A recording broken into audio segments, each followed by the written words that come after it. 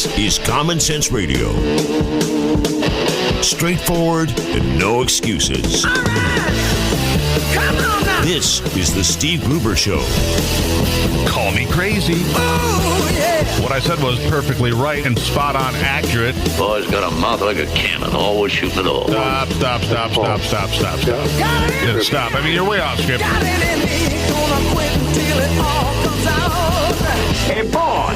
Long education. Yeah, you know, it's not cynical. It's common sense. Pay attention to me when I'm talking to you. I'm gonna rock the nation. Rock the nation. Genuine, accountable, and raw. Here is Steve Gruber. All righty then. This hour of the program brought to you by Mesa. Good business, good health, and great schools. Thank you for stopping into the Steve Gruber Show on this Wednesday. Hillary Clinton and her supporters blistering the committee, the Benghazi committee. You know, the one that she said she was more than happy to talk to and be completely transparent. Don't you believe that for a second. She has no interest in being transparent or answering questions or being held accountable. Accountability is not what the Clintons do. Dodge, parry, thrust, return. Dodge, parry, thrust, return. It's all a fencing match for them. Attack the messenger. Attack the message. Say that it's old news, that it's a witch hunt by the Republicans. It's the same tactics, but it's tried and true, you see. And you hope that the public finally becomes tired of it, bored with it. You hope that the cat becomes tired of playing with the mouse and just finally walks away. On today, a super PAC supporting Clinton's Democratic presidential campaign, Priorities USA, will begin running TV ads aimed at bolstering her image ahead of her appearance before the House Select Committee on Benghazi. The effort marks the group's first TV ad buy in the election cycle, but is also just part of an all-out offensive that unexpectedly started September 29th when House Majority Leader Kevin McCarthy stepped in it and said that her poll numbers have been hurt by the Benghazi investigation, which clearly they have, but because of the right investigation, because they're actually asking questions. Days later, New York Republican Congressman Richard Hanna and a GOP committee investigator suggested the committee was focused too much on Clinton, giving her and her campaign officials an opening to call the panel too partisan and a partisan tool. And now Clinton, you know, the one that said, I'm open to all these conversations. It's no more a partisan vehicle today than it was when it started, and if it was, then it was. But I can tell you this, Trey Gowdy is a credible individual, former federal prosecutor, who seems to be level-headed and even-handed, and to suggest otherwise is just garbage, and you know it. Trey Gowdy is square. His hair, a little odd, but his approach, his demeanor are square. So that happens tomorrow. And it's going to be a circus. She will not answer questions. She'll leave more questions than answers. Her email scandal will continue to spiral out of control. Nothing good comes from this. But more distractions and could hurt Hillary Clinton more. I don't know yet. Could hurt some of her, competitors. We'll find out. Also yesterday, Paul Ryan finally says that he is willing to run for Speaker of the House, but on his terms, not on the terms of the Freedom Caucus, the extreme right-wing portion of the Republican leadership in Congress, 40 seats there. Paul Ryan, in part, had this to say about his decision. We need to move from an opposition party to being a proposition party. Because we think the nation is on the wrong path, we have a duty to show the right one. Our next speaker has to be a visionary one. We need to update our House rules so that everyone can be a more effective representative. This is, after all, the people's house. But we need to do this as a team. And it needs to include fixes that ensure that we do not experience constant leadership challenges and crises. I cannot and I will not give up my family time. I may not be on the road as often as previous speakers, but I pledge to try and make up for it with more time communicating our vision, our message. What I told members is, if you can agree to these requests, and if I can truly be a unifying figure, then I will gladly serve. Now more than ever, we must work together. All of us are representatives of the people. All people. We have been entrusted by them to lead. And yet, the people we serve, they do not feel that we are delivering on the job that they hired us to do. We have become the problem.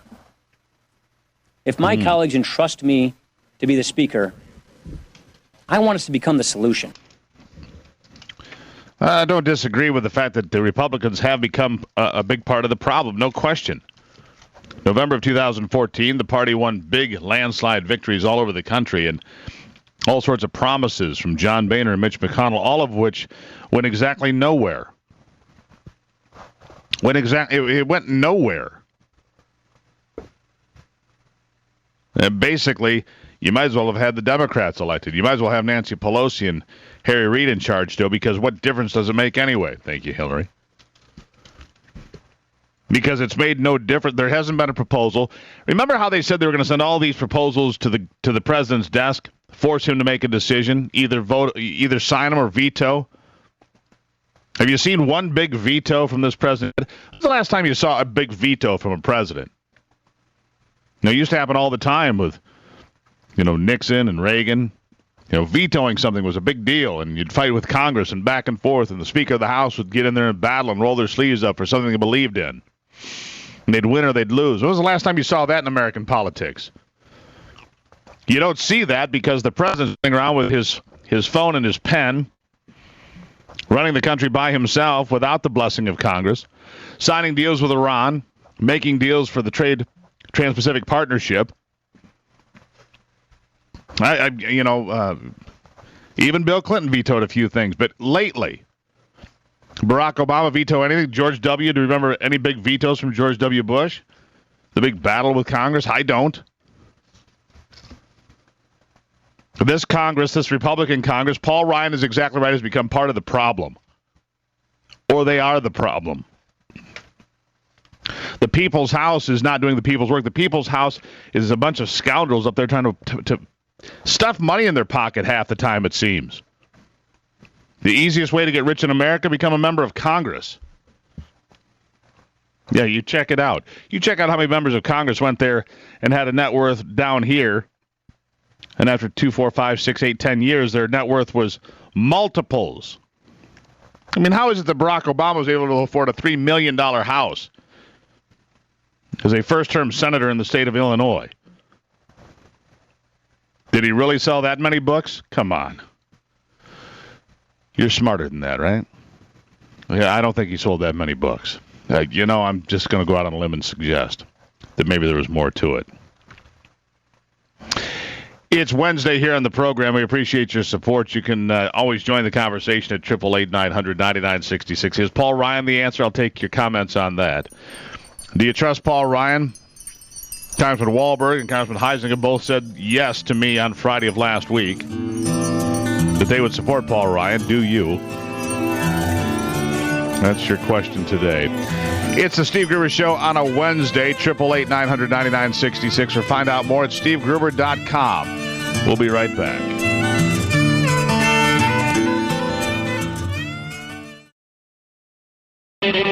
Covering Michigan and the world from his bunker below the bridge. Here is Steve Gruber.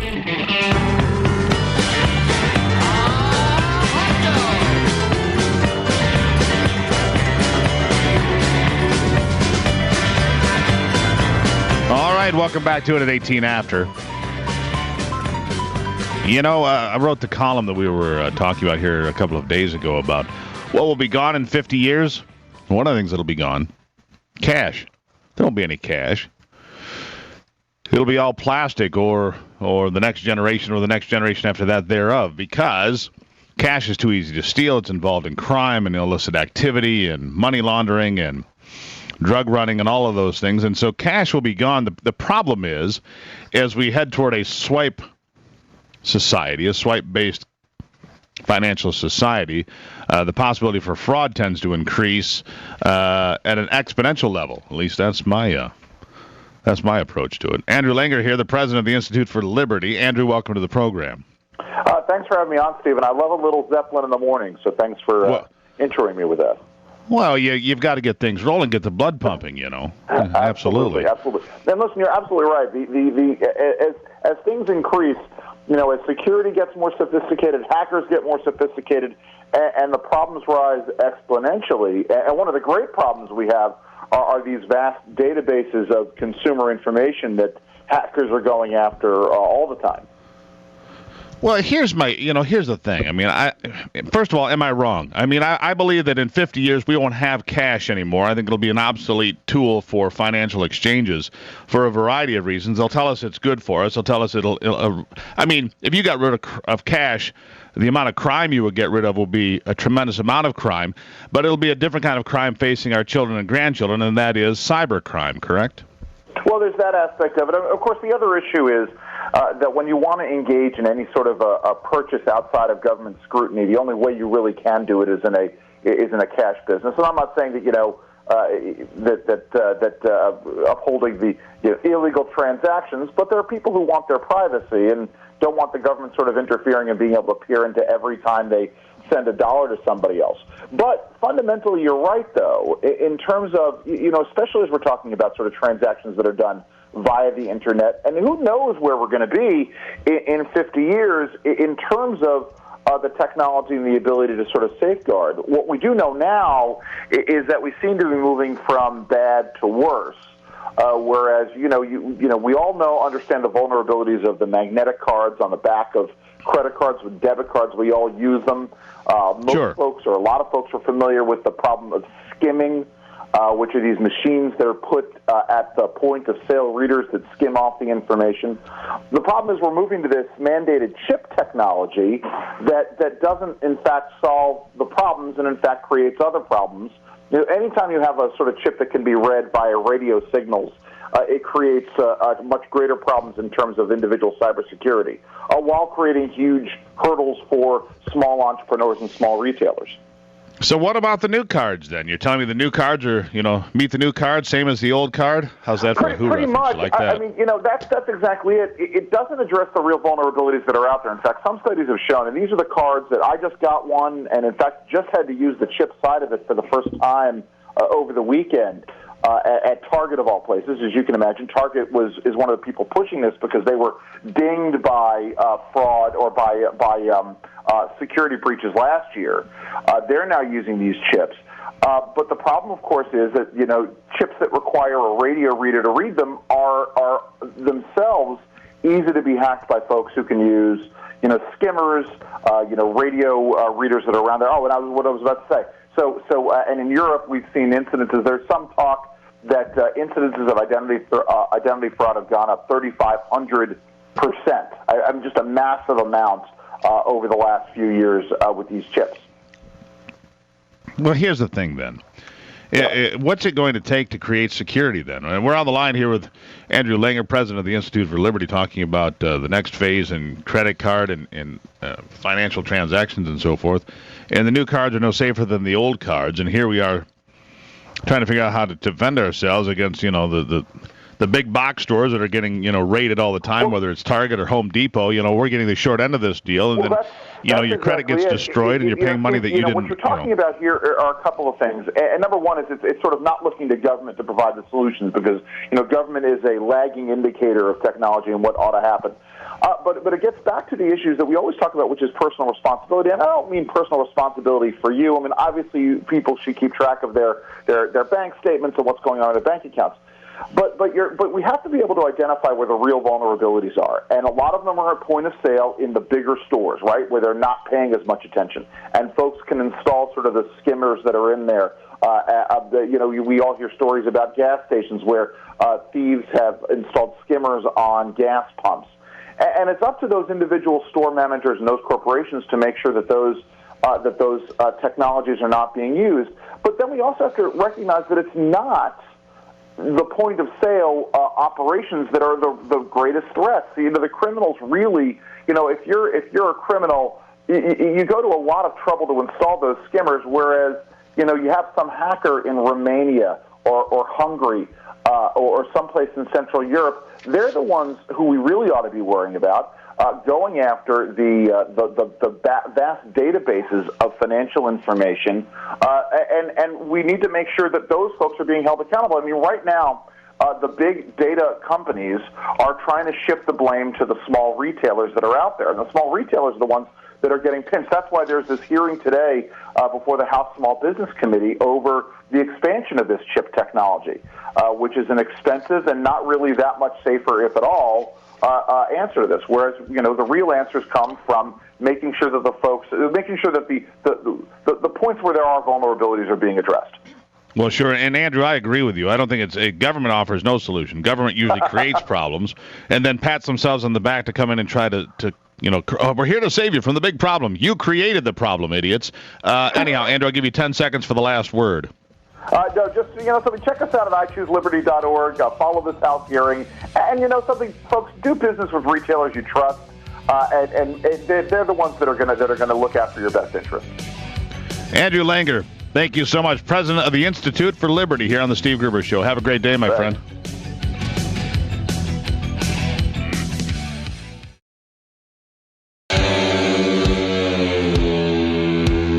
Delivering Michigan common sense with a big dose of truth and honesty.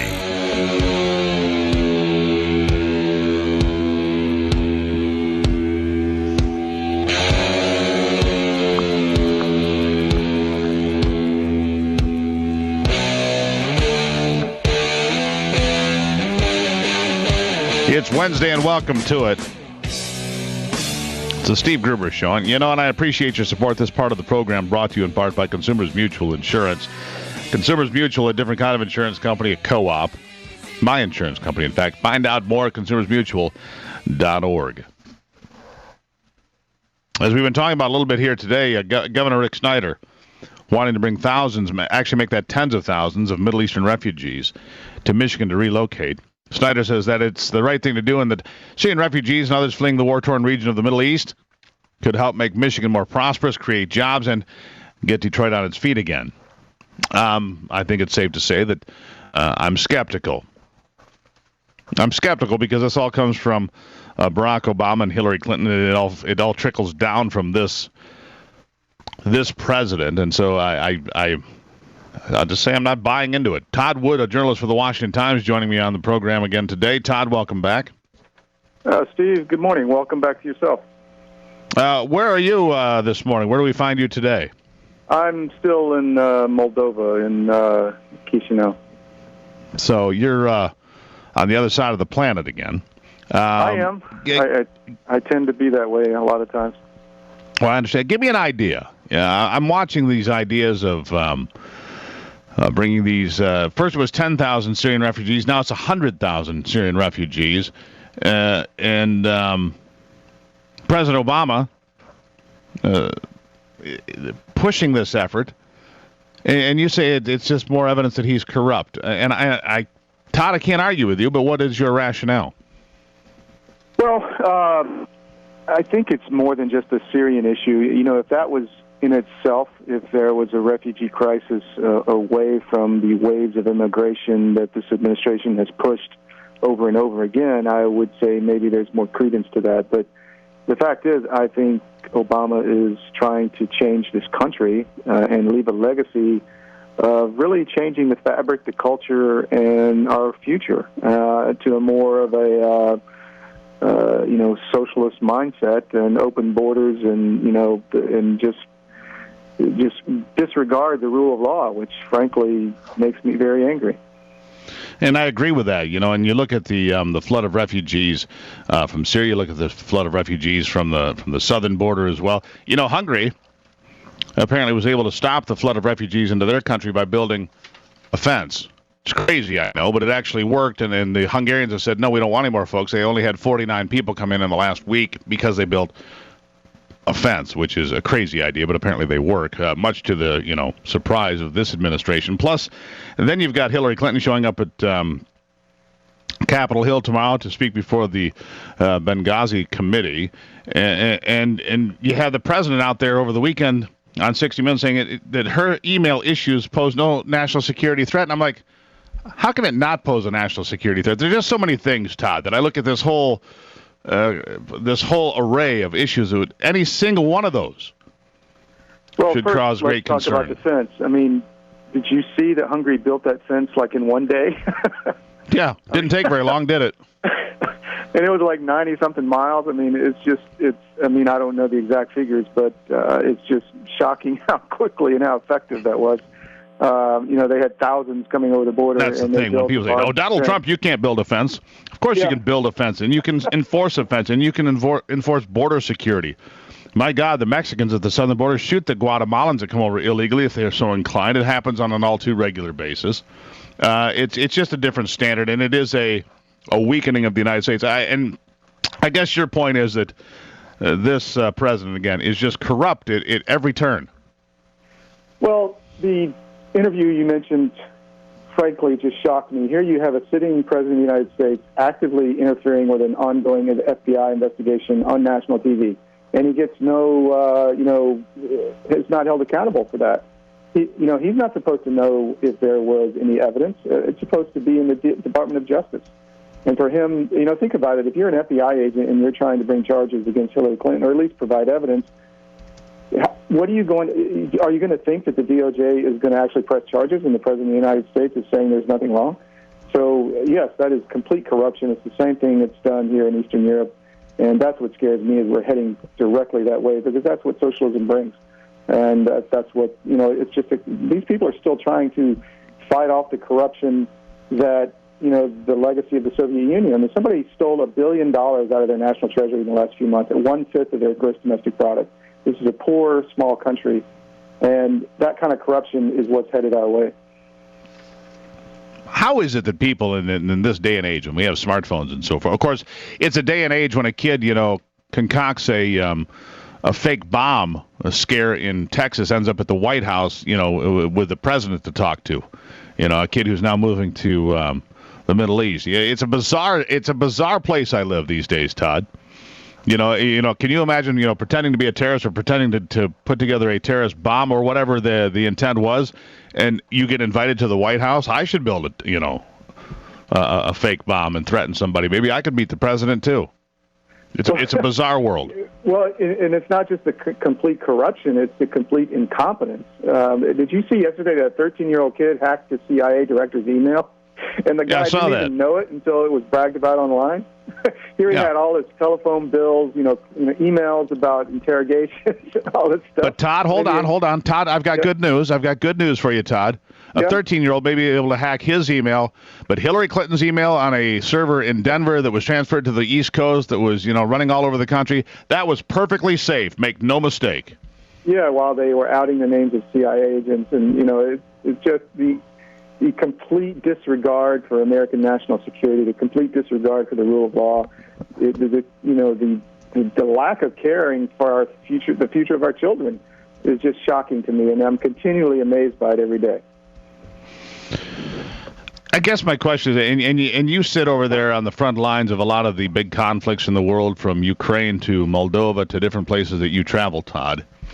So let me ask you something just a little bit different. What is the perception of America today in the places you're traveling compared to what it was 5 years ago or 10 years ago or even before then? But what is the perception of America, of Barack Obama, of our place in the world today in the places that you travel?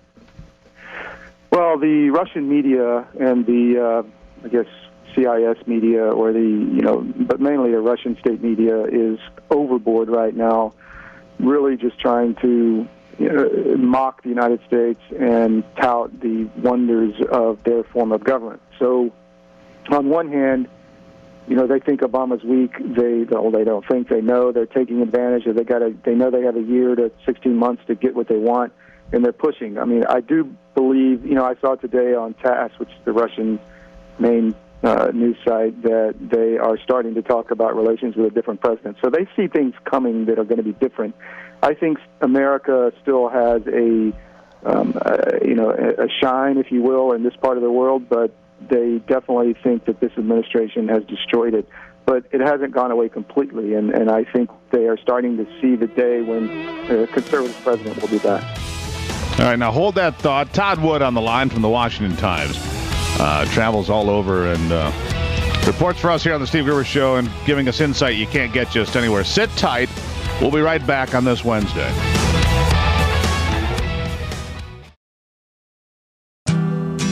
The Steve Gruber Show, American Values with Midwestern Common Sense. On the first part of the journey, I was looking at all the life. There were plants and birds and rocks and things. There was sand and hills and rain. The first thing I met was a fly with a buzz and the sky with no clouds. Welcome back to a Wednesday here on the Steve Gruber Show. Todd Wood, a journalist for the Washington Times, checking in with us again. Todd has checked in with us from a variety of places around the world, Ukraine and Eastern Europe. And Todd, again, where are you today? I'm in Chisinau, Moldova, the capital. Which I don't think, if I had, I think I could find it on a map, but I'd be challenged on that one. And I think 95% of the listeners would say, where? Well, let's be honest. Moldova's not exactly in the headlines every day. It's not exactly a hotbed for tourism and for interest from most Americans. Well, that's true, but it actually has been in the headlines from a geopolitical standpoint because the government is under stress, and a lot of that has to do with the tensions between East and West, and it's kind of a new flashpoint between Russia and the West. So it'll be interesting to see what happens over the next few weeks. Let's do a little travel log before we move on to geopolitical questions. How's the food? How's the wine? How's the place? Well, the thing is that over in this part of the world, everything's extremely cheap. I mean, all the currencies have been really devalued, especially in poor countries like this. So you can live like a king on next to nothing. $20 a night hotel rooms, dinners for $3 or $4. So it's the food is great. I mean, dinner's $3 or $4, but it's great. Yeah, $3 or $4 for dinner, really? Yeah, with a bottle of wine. With a bottle, that might be worth flying over there. Of course, you might get shot at, and stuff might get blown up around you, but dinner's going to be great. Well, yeah, I mean, if you go to a really fancy restaurant, obviously you'll get a lot more, but you can have a nice meal for next to nothing. No, that's fascinating, actually. All right, so let's talk about looking down the road a little bit. You've got Hillary Clinton that's coming before Congress tomorrow, and she's already, the woman who said, I want to be out in front of everybody. I've wanted to answer these questions. I can't wait to get in front of the committee. And now, of course, she's attacking the committee at every turn, and her super PACs are out there, starting ad blitzes today to bombard the committee, to try to discredit this committee ahead of this meeting with Congressmen tomorrow. It seems a little bit surprising for a woman who wants to be so transparent, who wants to be president of the United States. But as you look at the field of candidates, whether it's Donald Trump or Ben Carson or Hillary Clinton or whoever it may be, how do you feel about America's future? Well, I think, to borrow a phrase from our current president, I think there's change coming and probably some hope. I think we're going to have an American century. I really look at what's going on in the world, and you have a plethora of, ideologies which are not good. They're against freedom. They're trying to really, no joke, take over the world. And America is the only bastion of freedom left. I mean, and I think that's what we need to focus on. I think that's what we need to push and focus on as a country. When we do that, we thrive. And we haven't done that for the last 8 years, and that's what has got us to where we are. But I see things changing. I see us becoming economically much more powerful, our fiscal situation being taken care of, and being the shining city on the hill again. At least I hope that's what's coming. No, I like your optimism. I can't argue with that, and I love your optimism because that's the place that America should occupy is the shining city on the hill. We have created more economic prosperity. We have raised more people out of despair and poverty. America has, free markets have, than any other single thing in world history. And I was reading again last night of people saying, well, we just can't feed the world and we're all going to starve to death. Well, that's what they said in 1970. You know, and there's this company in Moline, Illinois called John Deere. And John Deere, along with the agricultural institutions like Michigan State University, for example, and University of Minnesota and Iowa and Ohio State, that have created more food than at any time in the history of the world. We feed all of these people, or we can. We feed most of them, and we could feed all of them if we had better distribution and we didn't have corrupt governments. We could probably feed them all. And I believe in America. Yeah, sure. So do I. I think we just need a new leader who believes it too. I mean, that's what we're lacking. And, you know, this system doesn't work. You know, in China, you know, everybody talks about the great Chinese miracle. In China, they're putting people in jail who sell their stocks. You know, so it's not a free market. Eventually, all of this stuff comes crashing down, and that's what you're, frankly, going to see in a lot of these areas. This totalitarianism, this market-controlled economy doesn't work in the long term. It may work for a little while, but it never works in the long term. In America, it doesn't seem we put anybody in jail, even when they cheat on selling stocks. You know, we might want to look into that once in a while, at least. I'm just saying. You know, once in a while, we might want to look into part of that. At any rate, Todd, I'm glad about your optimism, and I guess, where do your travels take you next? Where will you be the next time we talk? Oh, I need to come back and spend some time with the kids, so I'm going to do that here soon. So I'll be in the States for a while. No, so you're going to be on your way back in, but I have to say I appreciate, because your view is well, it's very special to us, because you give us the opportunity to see the world from ground level in different places around the world that we wouldn't otherwise get the opportunity. And I don't think that most programs take the time to hear from people like yourself at length about the things that you're seeing and the people you talk to and the threats that you see and understand better. So, again, Todd, I greatly appreciate your contributions to this program and what you're doing. Thanks so much, Steve. Have a great day. I appreciate it. You too, my friend. Todd Wood, everybody, from the Washington Times. You can find him at the Washington Times. Look it up online. And he's, like I said, in Moldova today. I think the last time we checked in, he was in the Ukraine. You know, and it gives you that. It does give you that ground level view of the world from the perspective of other people, the people that feel the pressure from Russia, people that feel the pressure from Syria, people that are out there looking back across the ocean at the United States. How does the U.S. look to them today? You know, do they think it's a good idea for us to take all these refugees from the Middle East? How do people in the other parts of the world think about how America is conducting itself on the world stage? And I think that's a very important perspective, and Todd Wood brings it to us right here on a very regular basis here on the Steve Gruber Show, and we greatly, greatly appreciate it. It is Wednesday, everybody. If you'd like to find out more, go to stevegruber.com. You can also check in on the Common Sense hotline at 888-900-9966. We'll be right back.